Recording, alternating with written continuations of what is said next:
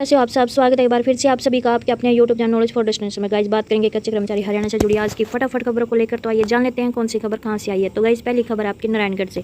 तो कौशल रोजगार निगम कर्मी गर्जे किया प्रदर्शन। तो यहाँ पे गाइस कौशल रोजगार निगम के तहत लगे सभी कर्मचारियों ने अपनी मांगों को लेकर यहाँ पे धरना प्रदर्शन किया है। और ये धरना प्रदर्शन ऑल हरियाणा PWD मैकेनिकल कर्मचारी यूनियन के यमुनानगर, जगाधरी, रायपुर, रानी, अम्बाला, सढौरा, रादौर, पंचकूला, कालका, पिंजौर व नारायणगढ़ शाखाओं के कर्मचारियों ने किया है। इनकी प्रमुख मांगे थी कि कर्मचारियों का जो अनुभव है वो निगम पोर्टल पर अपलोड करने, कर्मचारियों को ड्यूटी के अनुरूप पद नाम बदले जाने, पिछले 6 महीने से जो बकाया साबुन, बल्ब व अन्य सामान में उपलब्ध कराए जाने और जिन कर्मचारियों द्वारा डिप्लोमा किया गया है डिप्लोमा एंट्री सर्विस बुक में दर्ज करने, सभी जलघरों पर कुर्सी, पेंचकस, प्लास, पंखे इत्यादि उपलब्ध करवाने इनकी प्रमुख मांगे हैं। और कार्यकारी अभियंता निरंतर कर्मचारियों की मांगों व समस्याओं को लेकर लटकाऊ नीति अपनाए हुए हैं, जिसके यहाँ पे रोज स्वरूप संगठन द्वारा 21 अगस्त को कार्यकारी अभियंता कार्यालय के समक्ष दिनांक मंगलवार को धरना प्रदर्शन करने का फैसला लिया गया था। वहीं पर गाइस दूसरी बड़ी अपडेट है, आप देख सकते हो कि सफाई कर्मियों के 5000 पदों पर 1,46,000 स्नातकों के आवेदन। तो गाइस यहाँ पे आप देख सकते हो कि हरियाणा में कितनी बेरोजगारी है। एक सफाई कर्मी के पद पर यहाँ पे 5000 पदों पर 1,46,000 स्नातकों ने आवेदन किया है, जिसमें करीब गाइस 39,990 स्नातक और 6,112 से अधिक प्रास्नातक उम्मीदवारों ने आवेदन किया है।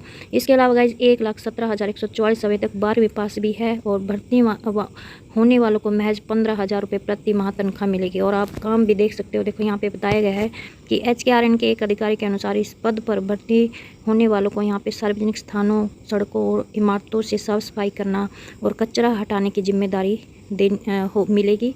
यानी कि आप देख सकते हो कि कितना पढ़ा लिखा एक बेरोजगार युवा सफाई कर्मी की नौकरी करने पर मजबूर हो रहा है। और यहाँ पे बकायदा देखो आवेदकों को एक स्वीकृति पत्र भी जमा करना होता है, जिसमें उन्हें अपनी सहमति व्यक्त करनी होती है।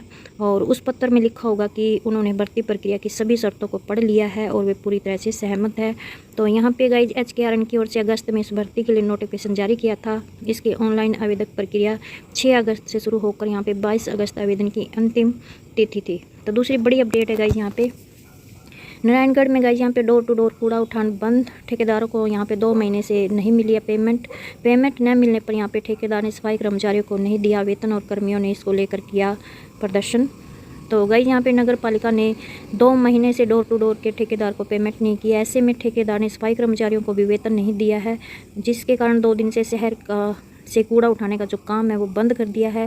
हालांकि कर्मचारी है वो काम करने के इरादे से आ रहे थे, लेकिन वाहन उपलब्ध न होने से शाम को वापस चले जाते हैं। और डोर टू डोर सफाई कर्मचारी यूनियन ने प्रशासन से करीब जनहित में काम देने की मांग करते हुए नगर पालिका कार्यालय पर प्रदर्शन भी किया। और SDM ने बुधवार को यहाँ पे ठेकेदार, कर्मचारी और नगर पालिका अधिकारियों की मीटिंग बुलाई है। और नगर पालिका ने डोर टू डोर के ठेकेदार की जुलाई और अगस्त की पेमेंट नहीं की है। पेमेंट न मिलने से यहाँ पे ठेकेदार ने कूड़ा उठाने वाले वाहनों में तेल डलवाने से मना कर दिया है। हालांकि अधिकारियों ने यहाँ पे ठेकेदार को काम शुरू करने के निर्देश दिए हैं, लेकिन ठेकेदार है जो वो अपनी जिद पर अड़ा हुआ है। इस हालात में डोर टू डोर सफाई कर्मचारी यूनियन ने जनहित में काम देने की मांग को लेकर यहाँ पे पालिका कार्यालय पर प्रदर्शन किया और सचिव और SDM से मुलाकात कर मामले की जानकारी दी है। वहीं पर गाइज इनका कहना है कि ठेके में केवल 3 महीने बचे हैं। चेयरपर्सन व सचिव नगर पालिका अपने ही वर्क ऑर्डर की शर्तों को लागू नहीं करवा सके। यूनियन सभी को समय समय पर लिखित रूप से सूचना देती रही है। प्रशासन ठेकेदार को प्लीज़ मनी की राशि में से वेतन का भुगतान कर सकता है। कर्मचारियों को पिछले साल का भी यहाँ पे 70 दिन का बकाया आज तक नहीं दिया गया।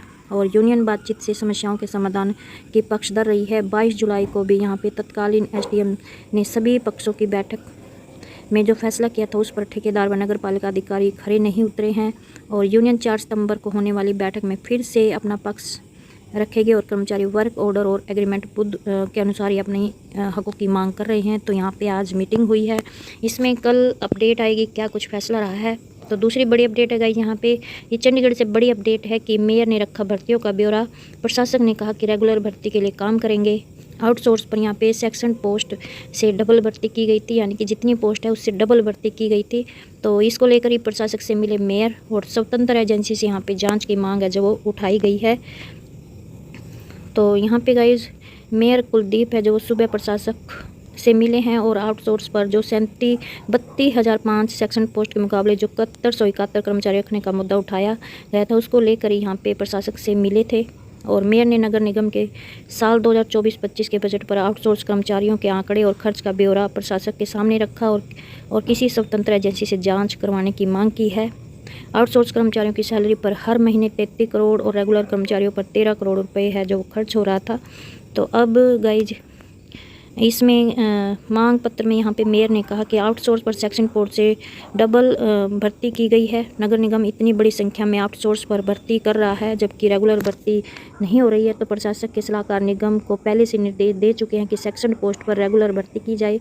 इसके बावजूद भी यहाँ पे एमसी ने आउटसोर्स पर JE, draftman, data entry operator, management union से मैनेजर, ड्राइवर, स्वीपर और मल्टीटास्क स्टाफ, बेलदार, अन्य टेक्निकल स्टाफ आउटसोर्स पर भर्ती किए हैं।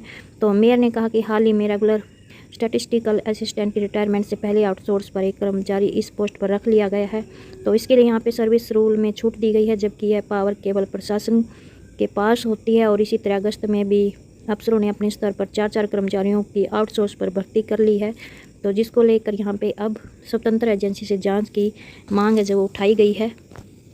तो वहीं पर गाइस दूसरी बड़ी अपडेट है कि ओपीएस व ओवर टाइम सहित अन्य मांगें न पूरी होने पर रोडवेज कर्मियों में रोष।